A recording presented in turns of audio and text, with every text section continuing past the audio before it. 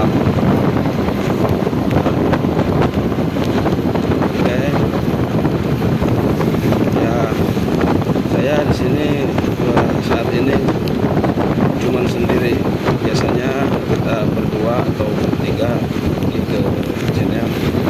Kali ini saya hanya sendiri saja ya, karena kan ada urusan agak lama ya di sini.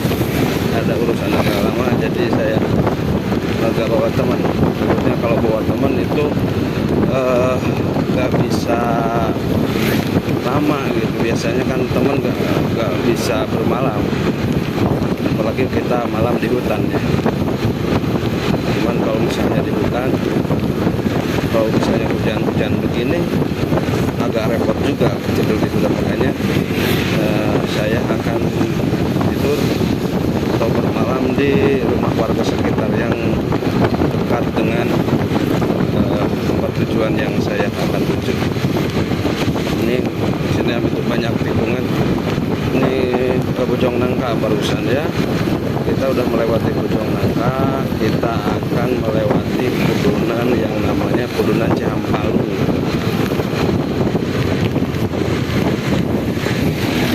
Kebetulan ini ya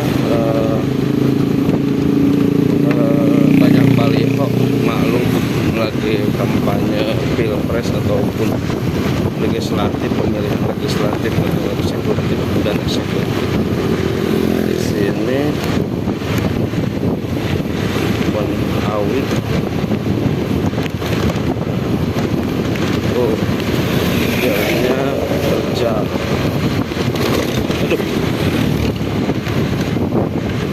Aduh.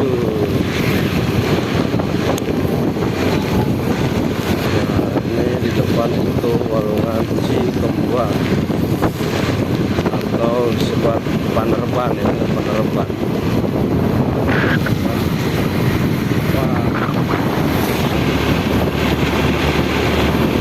Ada deteksi hujan motornya, kameranya. Nah, ini tanjakan. Kalau dulu di sini malam-malam lewat jam 8 atau jam 9 nggak ada yang berani, karena di sini kata orang harus beretika kalau melintas di sini. Dan kalau misalnya orang yang baru lewat di sini, kendaraan baru ataupun kendaraan balap baru lewat sini pasti akan mengalami mogok, terutama di sini. Di sini itu katanya harus klakson di sini nih.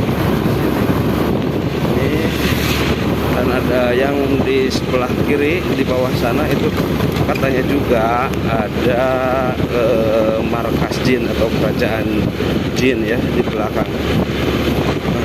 Dan ada banyaklah kejadian mistis di sini, banyak juga orang yang mati, terutama di sini nih si Merah. Kebetulan hari ini di sini udah ramai. Kalau dulu ini paling ditakuti, namanya Cipancur. Kalau sekarang udah ramai ya, udah termakan zaman gitu. Nggak ada lagi rasa takut.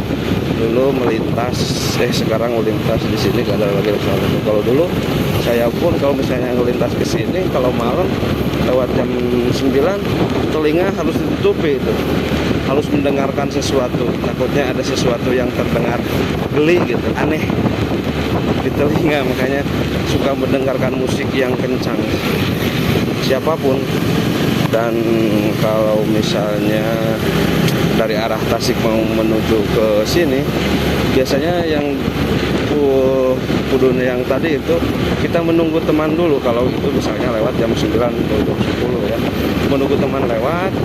Nah, bukan apa-apa, takut sih gitu, takut menunggu teman lewat atau kendaraan lewat lain, yang lain mobil ataupun motor.